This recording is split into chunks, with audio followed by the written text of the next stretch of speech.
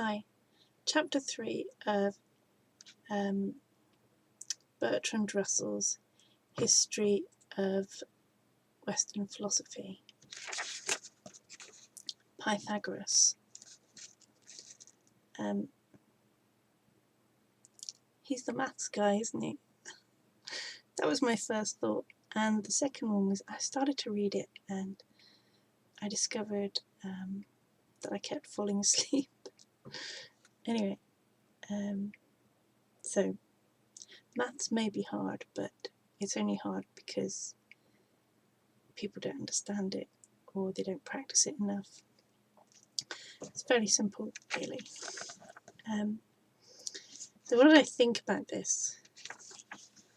Well, I found it really interesting that on page 39, Pythagoras founded a religion of which the main tenets were the transmigration of souls. And at the bottom of this book, this copy, it says that a transmigrated soul is something like your grandmother coming back as a bird, for example.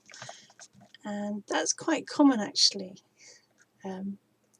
Certainly in my family, when somebody that we loved died, we would say, oh, this person's come back as, if we saw this certain bird, it was actually a robin. If we saw that robin, we'd say, oh, that's, great grandmama, come back to let us know that she's okay, or just to check up on us. And we were, nominally Christian in that part of my family. So, but I don't think we didn't, understand it as a transmigration of soul. I think it was something more to do with grief, and I think it's part of the grief process rather than a belief, a strongly held belief. So Pythagoras believes in the transmigration of souls and the sinfulness of eating beans. Well, that's kind of interesting, isn't it? Because if you believe in the transmigration of souls, I think you're going to want to be a vegetarian, because there's no way you're going to want to eat grandmama. Relatives are for life, not just for a meal. So you can end up being vegetarian, and you're not gonna really want dairy products, or because you don't want to. If your relative's soul is in there, you just kind of want to make sure they're okay and kind of leave them alone and things like that. So you're left with this kind of vegetarian, almost vegan diet, and then you find you have to abstain from beans. Well, what's left? Nuts, and bread. Oh, but wait. Also in the rules, it says you're not to break bread. Well, how are you going to eat a whole loaf? If you can't break it, you have to eat it whole. But wait, further down in the rules, you're not to eat from a whole loaf. So bread's out, beans are out, meat's out, dairy's out, you're left with nuts and veg. I don't know. I don't think that that's kind of reasonable at all. And then there's another rule, is you're not to sit on a quart measure. So people with like several pints. I can't remember how many pints make a quart. I should have looked it up. Here's a few pints, lads. Let's go sit on it. No, I don't think so. And there are some, some really bizarre. These are bizarre rules. I don't see. No, let me be right. I've got to be correct.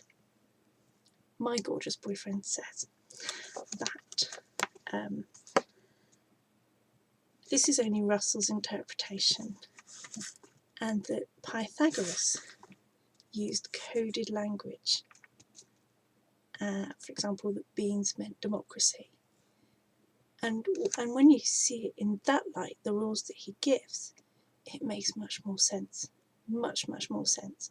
Because, I mean, you know, this is the guy who, you know, gave us the triangle and the formula for it. So he is able to process stuff and think things through. And, you know, obviously, I just spent a couple of minutes thinking through the logic of what he said, and there's kind of no kind of logic to it at all. Although I worry about using the words logic when we're talking about philosophy, because, you know, it probably has some deep meaning, and I'm not that great at philosophy. So that was that, and it's kind of maths. And then the next thing we go on to is the question that you posed, and that is, what is the difference between superstitions and other types of belief? I think my answer to that would be, can it be falsified? And what I mean by that is, if you have a belief, I think you should try and find evidence against that belief, and not just evidence for that belief, but you must try finding evidence against it. And for example, one of the superstitions is, if a black cat crosses your path, it brings good luck. So I guess what you would do is, one, oh look, we're back to maths, take an average of your luck. So you'd have to define what luck is over a period of time. So then you'd take an average of your luck, an average of the incidences of that luck. So say you wanted to say luck was how many times you got some unexpected money in a week. You'd log it down. Then the next thing is, once you've got your average, is to have a black cat obviously walk in front of your path, and then measure your good luck. And you'd obviously have to have had, it's obviously a time thing, because you couldn't like measure it exponentially. I think that's the wrong word. You couldn't keep measuring it for a long period of time, just, you know, short period of time, because you're doing an experiment. And then obviously you've got to repeat this experiment many times. And the reason you have to repeat your experiment many times is because it's statistically possible to have clusters of good luck. And you may think, oh, you know, I've been having a lot of good luck, it's got to do with the cat. Well, no, that could just, I mean, clusters of events happen. It's just part of the laws of maths. So my answer is, if you have a belief, what differentiates a superstition from a belief is whether or not there is evidence against that belief, not for that belief, but against it.